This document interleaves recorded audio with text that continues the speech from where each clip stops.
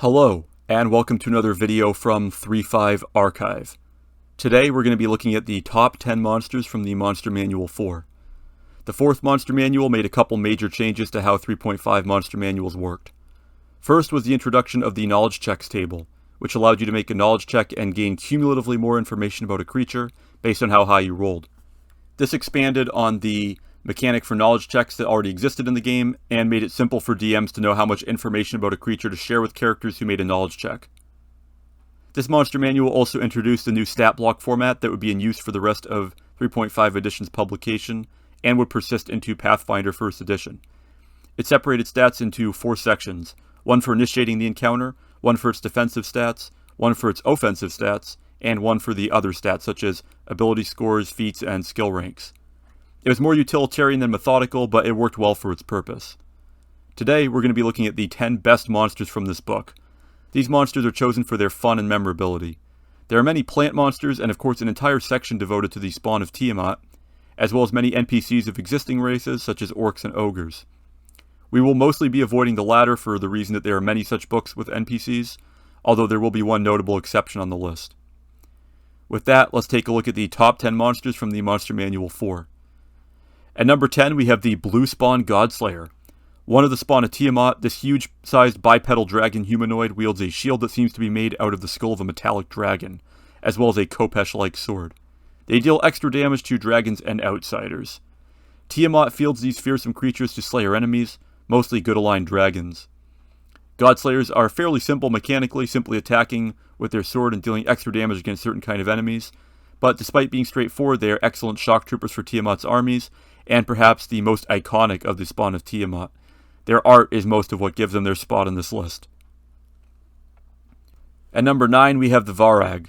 These fast-moving goblinoids gallop along at the speed of a cheetah.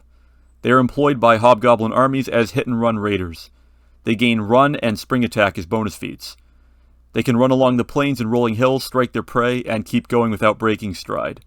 This interesting addition to Goblinkind comes with a monster class so that you can play a Varag yourself, starting from level 1. These creatures are something interesting to integrate into goblin forces in your world, and they make for a good threat for caravans traveling across the open plains, being able to attack before anybody knows what hit them. At number 8, we have the Nash Demon. These strangely shaped demons come with an interesting weakness. A critical hit of any kind immediately drops them to negative 10 hit points, killing them. Their fragile construction is unsuited to such trauma, apparently. These feral demons hunt in packs across the ruined plains of the Abyss. They are large sized, so they make for good low-level threats to complement Dretch demons and other lower-level abyssal threats.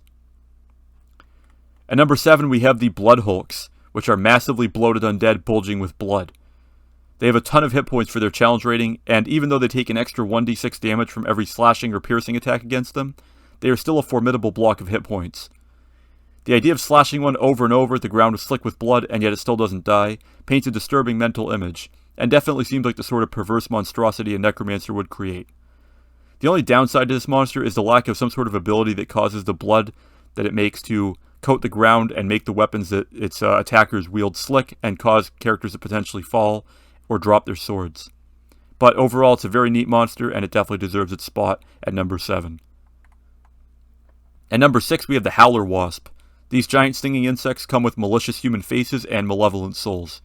They are aberrations created by the wizard Audeluk, best known for Audeluk's freezing sphere, but also apparently for these terrifying giant wasps. A single Howler Wasp is only challenge rating 1, but a pack of several, along with a queen waiting back at its hive, can be an excellent wilderness hazard or a short adventure for low-level characters. The pheromone the wasp sprays on those who injure it drives its allies into a killing frenzy, granting them bonuses to hit. This interesting mechanic, plus the versatility of the monster, which can be easily slotted into almost any campaign, earns it its spot at number 6. At number 5, we have the Skyarid. Another creature that would make an excellent wilderness encounter. These little squirrels hail from the plane of shadow, and live off of the life energy they drain from living creatures. They can create clouds of darkness that drain your strength, as well as jumping between shadows like a shadow dancer. A pack of Skyrids can gather up small nuggets of concentrated shadow energy, which sometimes makes them tempting targets for necromancers who wish to collect and use it.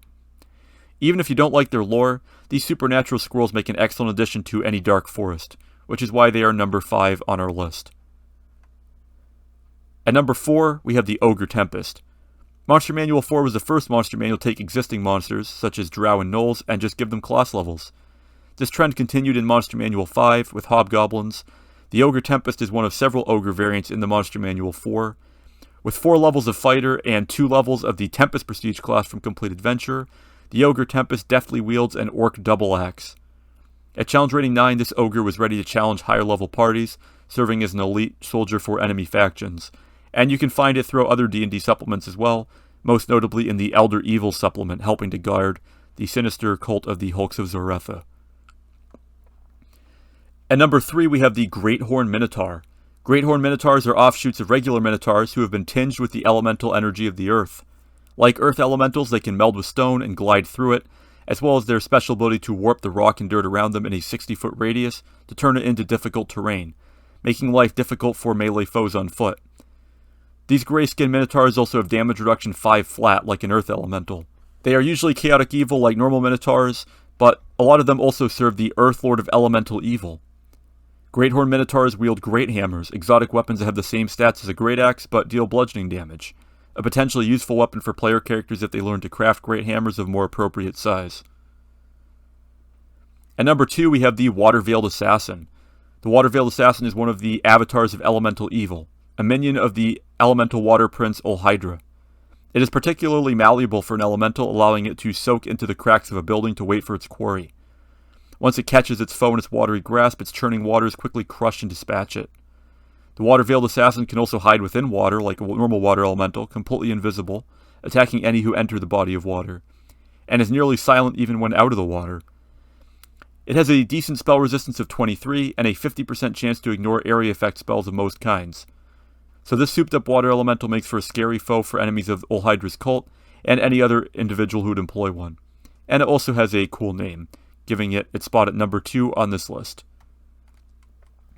Finally, at number 1, we have the Loadstone Marauder. This is one of the coolest monsters created for D&D 3.5. It is a rusty red and brown colored quadruped with lanky, jagged limbs and patches of spikes all over its body.